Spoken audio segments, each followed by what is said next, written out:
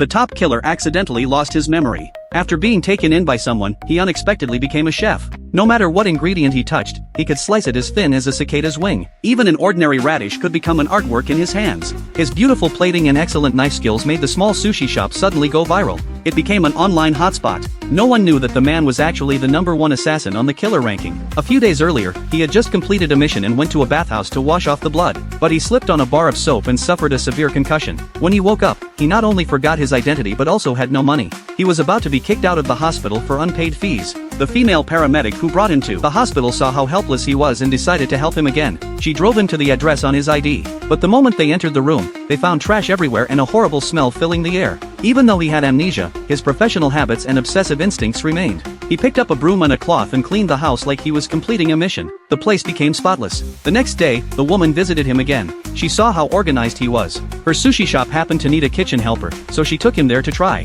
Nobody had high expectations for the dull man, but he showed shocking knife skills. The sushi shop became famous overnight. More and more fans came just to taste his unique dishes. The man himself did not understand what was happening. He only knew that once he held a knife, his hands moved automatically, like Beethoven touching the piano. One day, he noticed a note on the calendar. He had a show to act in on the 24th. He suddenly understood. He believed his profession was acting, but there was a problem. He had no talent for acting. He either used too much force on himself or too much force on his co-workers.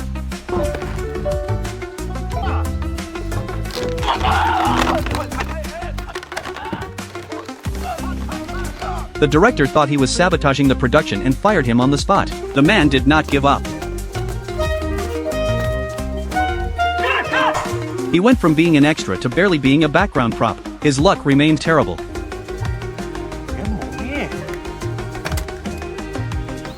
내가 이 재성 씨 연기 인생의 반딧불이 되어줄게요. 응? 날 만난 건 행운이에요. 지금 상황이 이렇게 술판이니까 뭐 그냥 명절날 친한 친구랑 이렇게 한복 입고 한잔한다 이렇게 생각하시면 돼요. When the actor across from him raised his glass, he hesitated but relaxed as he was told. Relax. 아 뭐야? 아 죽도 안 들었는데 처먹고. 야, 자 빼.